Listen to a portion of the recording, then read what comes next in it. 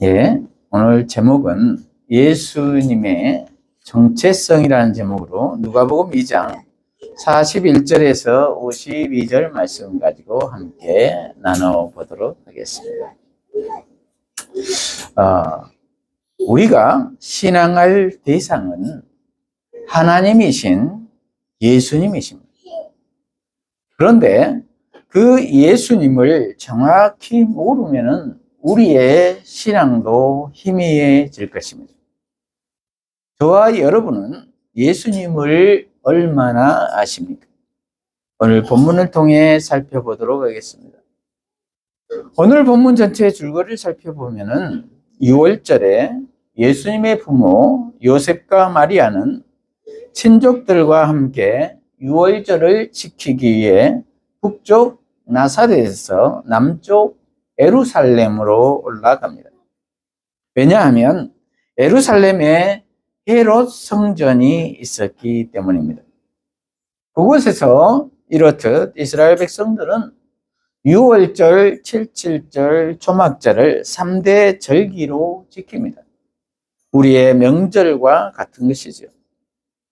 그런데 6월절은 그 중에서도 가장 큰 절기로서 출애굽을 기념하는 절기입니다. 그리고 77절은 6월절 이후에 7주를 지나 50일절을 기념하는 오순절과도 연결되죠. 성령이 강림하신 것을 기념하는 것이죠.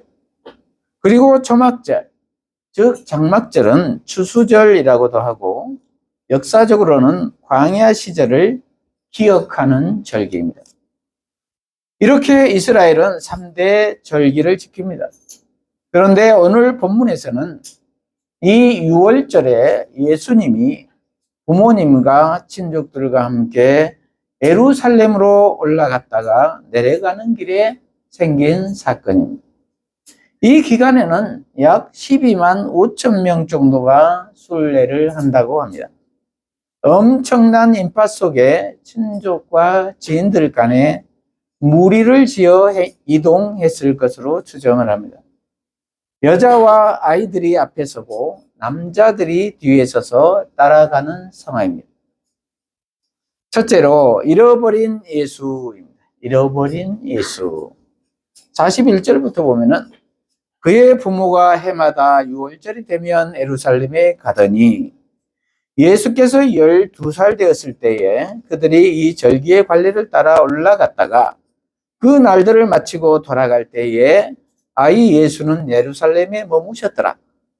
그 부모는 이를 알지 못하고 동행 중에 있는 줄로 생각하고 하룻길을 간 후 친족과 아는 자 중에서 찾되 만나지 못함에 찾으면서 예루살렘에 돌아갔더니 이렇게 기록하고 있습니다. 나사렛으로 돌아가는데 아들인 예수가 안 보인다는 것입니다. 그래서 예수를 찾으러 다시 예루살렘으로 갔다는 것입니다. 그리고 42절에 예수가 12살 되었을 때라고 언급하고 있습니다. 이 말은 이제 부모를 떠날 때를 이야기하고 있습니다. 이스라엘은 통상 13살이 되면은 성전에 입적을 하고 성인식을 합니다. 그리고 율법의 아들로 불리우며 성인으로서 종교 의무를 다하도록 되어 있습니다. 그래서 12살은 부모와 마지막 시간을 보내고 있는 셈이지. 그래서 누가복음은 이제 서서히 예수님의 공생애의 서막을 알리고 있는 것입니다. 그런데 이에 대해 예수님의 부모인 요셉과 마리아의 반응을 보십시오. 예수님을 잃어버렸다고 찾기에 급급합니다. 우리들이 생각하기에는 당연한 일이겠지요. 자녀를 잃어버렸으니 얼마나 당황하겠습니까? 아주 당연한 일일 것입니다. 그런데 마리아와 요셉에게는 예수님은 어떤 의미가 있었을까요? 예수는 잉태되었을 때부터 혼인도 하기 전에 부부관계도 없는 상태에서 성령으로 생긴 아이이었습니다. 누가복음 1장 35절을 보면은 천사가 대답하여 이르되 성령이 내게 임하시고 지극히 높으신 이의 능력이 너를 덮으리니 이러므로 나실 바 거룩한 이는 하나님의 아들이라 일컬어지리라. 이렇게 기록하고 있습니다. 이렇게 예수는 마리아를 통해 성령으로 잉태하게 된 하나님의 아들이었습니다. 그런데도 세월이 지나니 그 기억이 서서히 희미해진 것입니다. 그래서 이젠 자신들의 아이로, 육신적인 아이로 생각하며 키운 것입니다. 그래서 갑자기 없어진 아이를 보고 허둥지둥 찾기에 급급한 것입니다. 저와 여러분은 어떻습니까? 예수님을 만나셨습니까? 그러면 그 첫 만남의 기억이 여전하십니까? 항상 예수님과 동행하고 계십니까? 우리도 시간이 지남에 따라 서서히 이렇게 무뎌질 수가 있다는 것입니다. 그래서 이젠 예수님과 동행한 지조차도 모르고 그냥 자기 갈 길에 바쁜 경우가 있을 수 있다는 것입니다. 그러므로 우리는 예수님을 놓치지 않도록 늘 깨어서 경성해야 할 줄로 믿습니다. 그러기 위해서는 늘 순간순간마다 예수라면 어떻게 할 것인가? 라는 질문을 늘 해야 할 것입니다. 둘째로, 참 인간, 참 하나님이신 예수님입니다. 참 인간, 참 하나님이신 예수님. 46절부터 보면은 사흘 후에 성전에서 만난 즉 그가 선생들 중에 앉으사 그들에게도 듣기도 하고 하시며 묻기도 하시니 듣는 자가 다 그 지혜와 대답을 놀랍게 여기더라. 그의 부모가 보고 놀라며 그의 어머니는 이르되 아이야 어찌하여 우리에게 이렇게 하였느냐 보라 내 아버지와 내가 근심하여 너를 찾았노라. 이렇게 기록하고 있습니다. 사흘 후에 수소문하여 보니 예수가 성전에 앉아 있었다는 것입니다. 그래서 보니 성전 랍비들과 이야기를 하고 있는 것입니다. 거기에서 듣기도 하고 묻기도 하고 있었다는 것입니다. 참 어이없는 일이죠.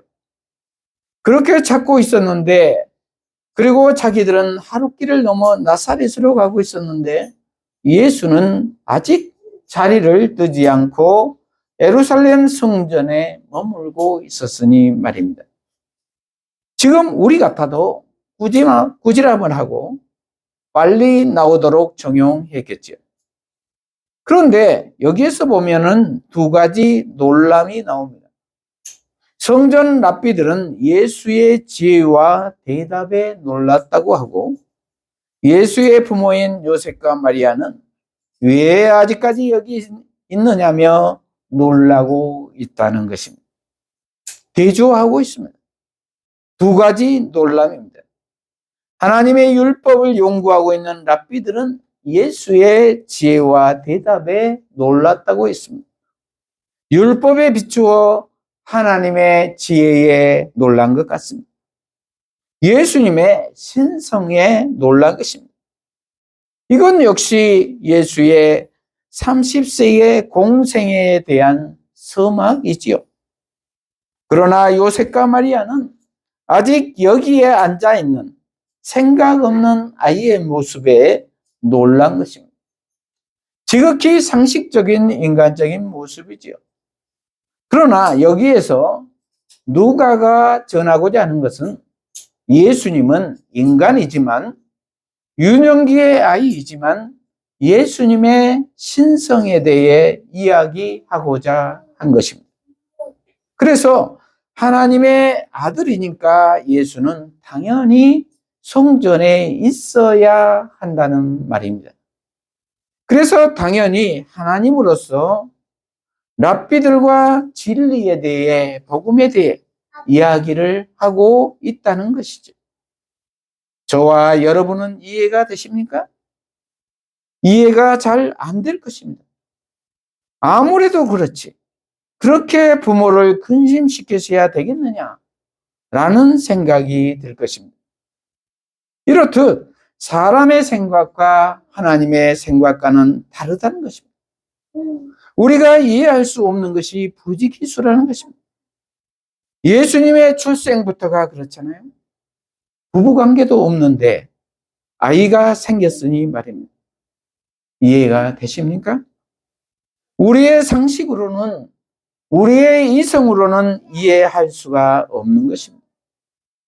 그러나 하물며 하나님이 친히 이 땅에 인간의 모습을 입고 내려오셔서 지금껏 성장해 왔고, 그래서 이젠 성인식이 가까워지자 성전 랍비들과 자기의 일에 대해서, 그리고 성경의 기록에 대해서 이야기하고 있는 것은 어쩌면 하나님이신 예수님의 입장에서는 당연한 일이 아닌가 하는 생각이 듭니다. 그러므로 틀렸다 맞았다 하는 논쟁이 의미가 없다는 것입니다. 그러므로 우리의 시각을 좀 바꿀 필요도 있다는 것입니다. 나의 시각으로 볼 것인가, 하나님의 시각으로 볼 것인가를 말입니다. 물론 예수님은 하나님이시니까 우리와는 사명이 있어서 근본적으로 다르시겠지만 말입니다. 그리고 예수님에 대해서 좀 더 이해해 보자면, 사복음서에서 마태복음은 왕에 대해서 이야기를 하고 있고, 그리고 마가복음은 종에 대해서, 요한복음은 아들에 대해서 이야기를 하고 있습니다. 그러나 누가복음은 인자에 대해서 이야기를 하고 있습니다. 그래서 사복음서에서 유일하게 예수님의 유년 시절을 언급하고 있는 것이 누가복음입니다. 참 하나님이시면서 참 인간이라는 것입니다. 그러므로 우리에게 참 구원을 주실 분은 오직 예수님 뿐이라는 것입니다. 왜냐하면 예수님은 하나님이시지만 이렇듯 인간의 몸을 입고 오셔서 우리 인간과 똑같은 고난을 겪으시고 돌아가셨기 때문에 우리의 모든 처지를 다 알고 계신다는 것입니다. 그러므로 저와 여러분은 모든 것을 예수님께 다 아뢰어야 할 것입니다. 저와 여러분은 예수님께 아뢰고 있으십니까? 49절, 예수께서 이르시되 어찌하여 나를 찾으셨나이까? 내가 내 아버지 집에 있어야 될 줄을 알지 못하셨나이까 하시니 그 부모가 그가 하신 말씀을 깨닫지 못하더라. 이렇게 기록하고 있습니다. 당연히 그럴 것입니다. 이해가 되지 않겠지요. 죄송하다고 해도 부족할 텐데 적반하장도 부지기수입니다. 어찌하여 나를 찾았냐고요? 내가 내 아버지 집에 있어야 될 줄을 알지 못했냐고요? 마리아와 요셉에게는 이해가 되지 않는 말을 했지만 그들에게 예수님은 깨닫게 해 주신 것입니다. 출생의 비밀을 깨닫게 해 주신 것입니다. 이것이 사실 아닙니까? 요셉과 마리아가 잊고 있었던 것 아닙니까? 예수님은 이렇듯 잊고 있었던 우리에게 다시 생각나도록 깨닫게 해 주십니다. 그것이 어떤 때는 이렇듯 충격으로 다가오기도 하겠죠. 왜냐하면 상식에 어긋나기 때문에 그렇겠죠. 그러나 하나님의 입장에서 보면 당연한 깨우침입니다. 저와 여러분의 자녀의 소유권에 대해서 한번 생각해 보신 적이 있으십니까? 내 자녀가 나의 자녀입니까? 하나님의 자녀입니까? 나의 재물이 나의 것입니까? 하나님의 것입니까? 나의 건강이 나의 것입니까? 하나님의 것입니까?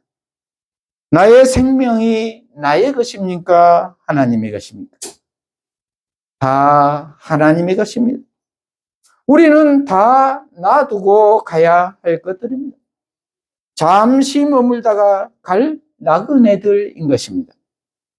그 많은 사람들이, 그 많은 선조들이 지금은 한 사람도 남아있지 않습니다. 기억 속에서 사라져 갑니다. 그러므로 우리는 아버지 집에 있어야 할 것입니다. 여기에서 아버지 집은 성전입니다. 지금의 교회입니다. 교회는 예수 그리스도가 머리 되시고 우리가 지체된 것입니다. 교회는 건물이 아닙니다. 조직이 아닙니다. 예수 그리스도가 머리 된다는 것은 예수가 우리의 주인 되시고, 그래서 우리 믿는 자들은 다 상합하여 연합하여 지체가 된다는 것입니다.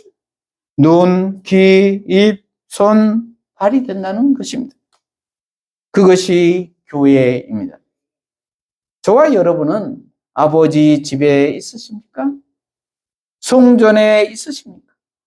교회에 있으십니까? 예수님 안에 있으십니까? 예수님 안에 있어야 될 줄로 믿습니다. 그러자 50절에 그 부모가 그가 하신 말을 깨닫지 못하더라, 이렇게 기록하고 있습니다. 친히 예수님의 부모가 된 사람들도 이렇듯 깨닫지 못합니다. 세월이 많이 지나면 이렇듯 매너리즘에 빠지면 종교 행위는 하는데 깨닫지 못한다는 것입니다. 참으로 안타까운 일입니다.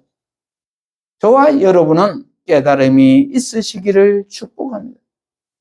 셋째로, 순종하신 예수님. 순종하신 예수님. 51절에 보면은 예수께서 함께 내려가사 나사렛에 이르러 순종하여 받드시더라. 그 어머니는 이 모든 말을 마음에 두니라. 예수는 지혜와 키가 자라가며 하나님과 사람에게 더욱 사랑스러워 가시더라. 이렇게 기록하고 있습니다. 그럼에도 불구하고 예수님은 그 부모를 따라 함께 나사렛으로 내려갑니다. 그리고 순종하여 받들었다고 기록하고 있습니다.